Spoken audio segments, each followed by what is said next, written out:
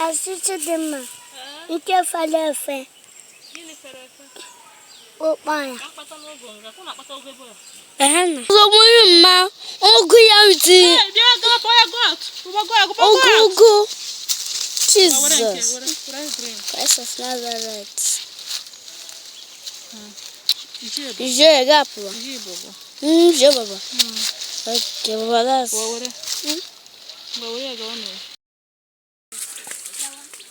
You guys can see our corn is growing.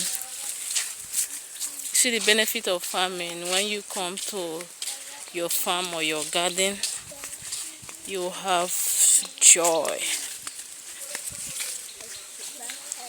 Well done.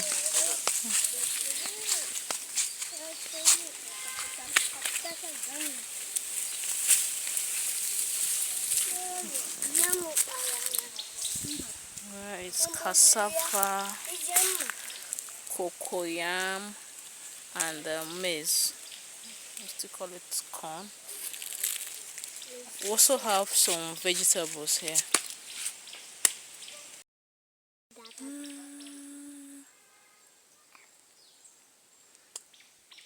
Hello. We're here to get some vegetables, some spinach. Yep, Nigerian spinach. We also call it growing. Ada, over to you.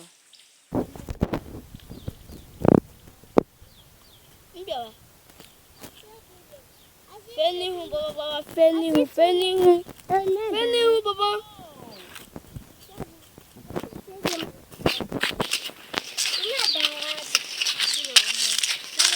Upe.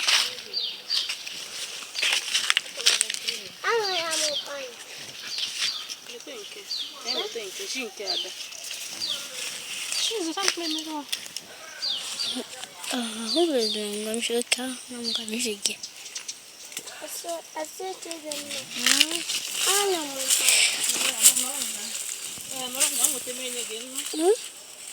yes, Valefe. Let's have a bit. I said to them, you can't Valefe. Oh, my.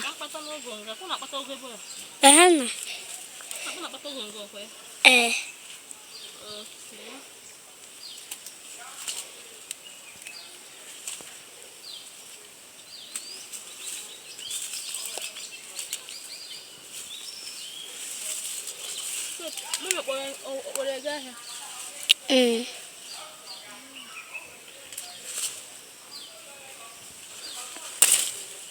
Hey! Igbo rapum. But Monju, go before guys who said this thing, they're not to mama. It's here, I don't know.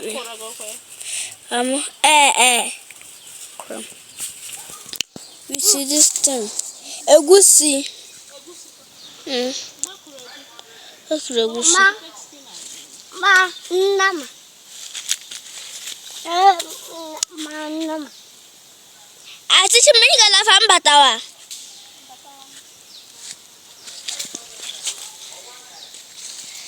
Sad, my second gun. Batawa Juwal. This is a boy, ma'am.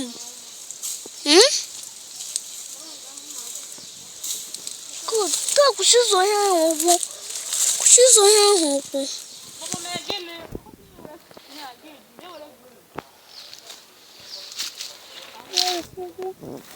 She's nah, you're gonna get push it down.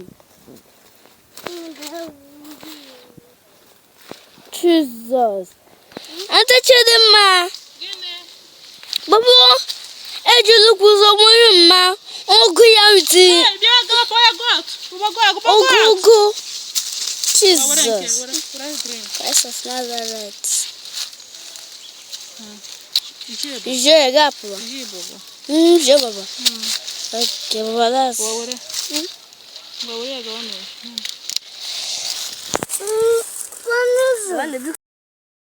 There is dignity in labor. Yep.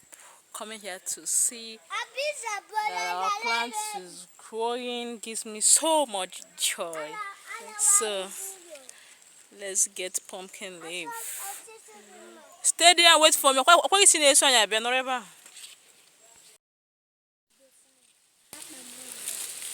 at all of this.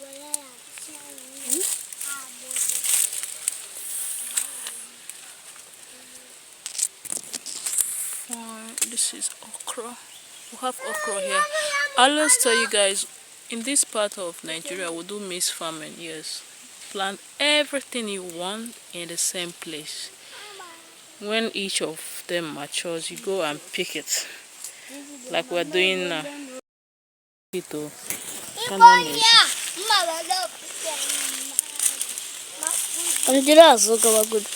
first. More than I'm so.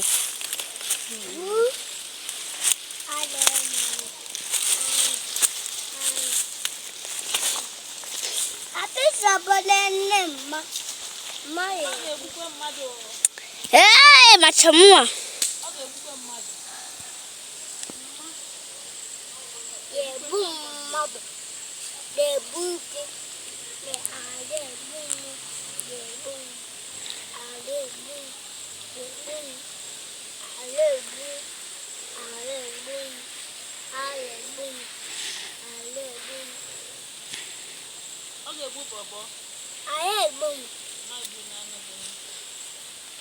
Malunda.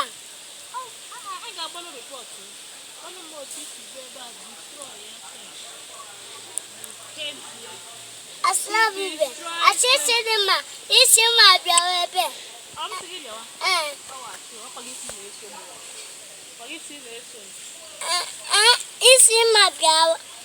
Isi ma bia ebe.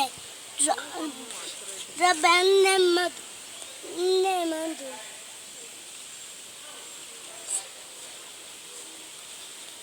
I was the one, but my brother. Nemanda.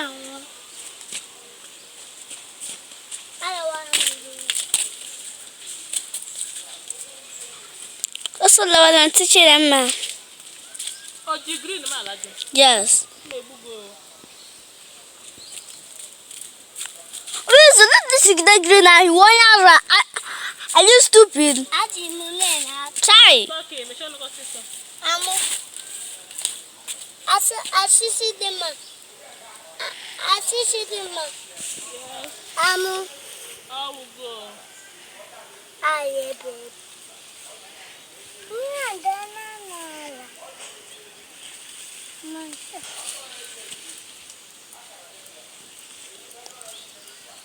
teach my them is almost to get green again. Baba, which are you about? Oh, no, the session now.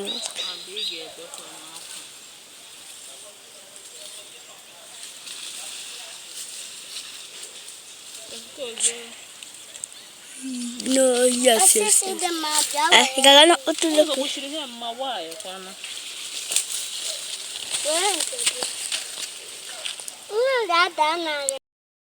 I'm sweating. See what we got? This pumpkin leaf, ugu leaf, and spinach. This is Nigerian spinach from our farm.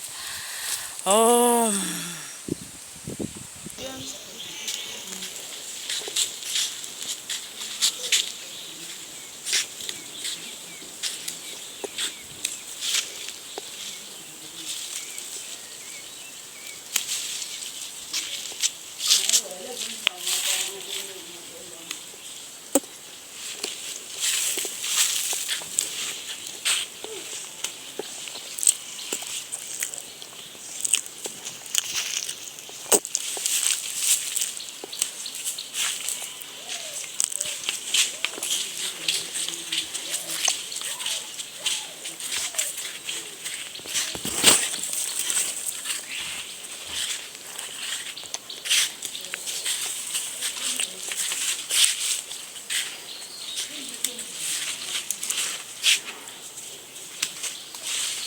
Oh, this is huge.